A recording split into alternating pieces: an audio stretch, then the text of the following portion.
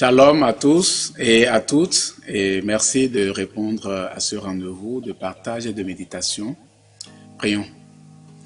Éternel, nous bénissons ton nom pour cette occasion spéciale que tu nous donnes de nous retrouver autour de ta parole. Nous sommes assoiffés de connaître les vérités dans ta parole. Et aujourd'hui, nous voulons que tu nous communiques cette vérité, la nature même de notre vie et ce à quoi nous devons nous vaquer chaque jour pour vivre dignement, selon ta volonté sur la terre. Au nom de Jésus, nous avons prié. Amen. Mes bien-aimés, aujourd'hui, nous allons méditer dans le livre de Colossiens, chapitre 3, le verset 3 et 4. Car vous êtes morts et votre vie est cachée avec Christ en Dieu. Quand Christ, votre vie, paraîtra, alors vous paraîtrez aussi avec lui dans la gloire. Dans ce texte écrit par l'apôtre Paul aux Colossiens, il exhorte les Colossiens qui ont donné leur vie au Seigneur d'avoir un regard vers le ciel et de vivre ayant leur vie cachée en Christ. Et nous trouvons dans cette exhortation des vérités fondamentales. La première, c'est que la vie cachée en Dieu est morte au monde. Nous lisons dans Romains chapitre 8, verset 2. En effet, la loi de l'esprit de vie en Jésus-Christ m'a affranchi de la loi du péché et de la mort. Lorsqu'un chrétien est né de nouveau, il est mort au monde et ses attraits. Et la nouvelle naissance donne cette opportunité, cette grâce à tous ceux qui l'ont expérimenté de vivre la vie de Dieu, de vivre dans la puissance de Dieu et de vivre caché sous la puissance de Dieu. Et pendant ce temps, l'eau de la vie coule dans la vie donc du chrétien. Il est gouverné par les principes de Jésus et même s'il vit, il ne vit plus pour lui-même. Et c'est ce qui nous conduit à découvrir la deuxième leçon, vérité de notre méditation d'aujourd'hui. La vie cachée en Dieu n'est pas morte. Galates 2, verset 20 nous dit « Je vis, mais ce n'est plus moi qui vis, c'est le Christ qui vit en moi. Maintenant, ma vie humaine, je la vis en croyant au Fils de Dieu qui m'a aimé et qui a donné sa vie pour moi. » La vie cachée en Dieu agit pour la gloire de Dieu. Même, il arrive de constater de nombreuses personnes qui, de par leur manière de vivre, montrent qu'ils détiennent leur vie et qu'ils en possèdent toutes les clés.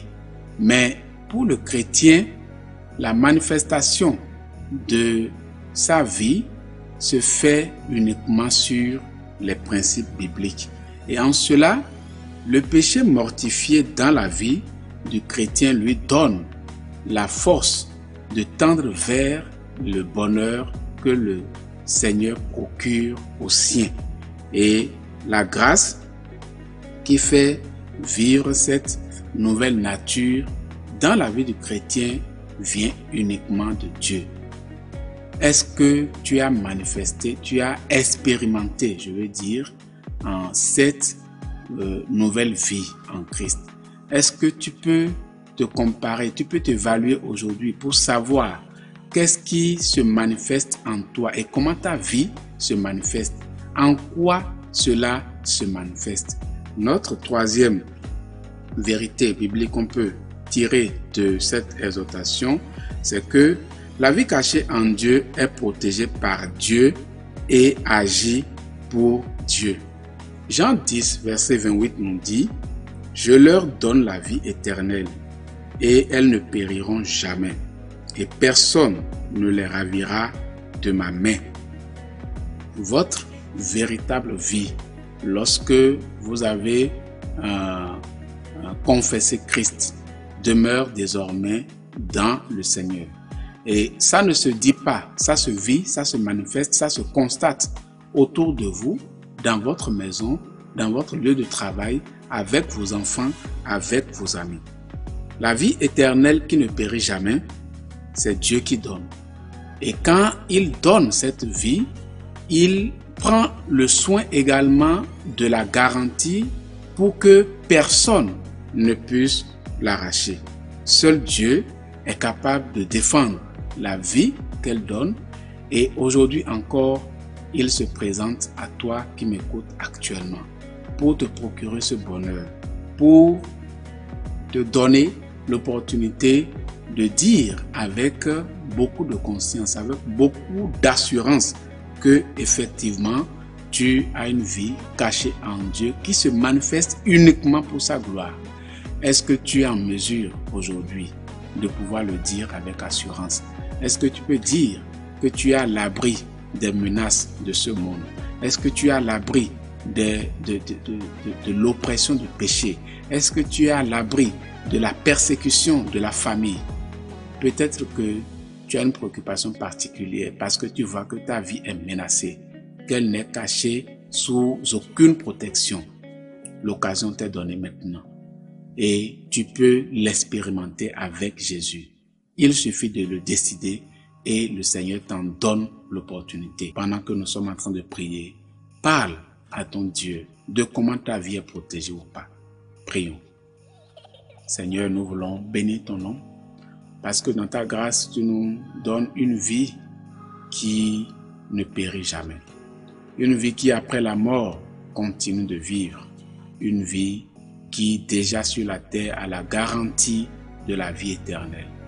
Et maintenant, je voudrais prier à tous ceux qui m'écoutent actuellement. Je prie que tu touches leur cœur. Tous ceux qui sont dans le besoin d'avoir de la protection pour leur vie, de ressentir que leur vie est cachée en toi. Je demande que tu touches leur cœur, que tu leur ouvres les yeux et qu'ils marchent vers toi afin de donner complètement leur vie, de prendre cet engagement de te suivre. Au nom de Jésus, nous avons prié. Merci.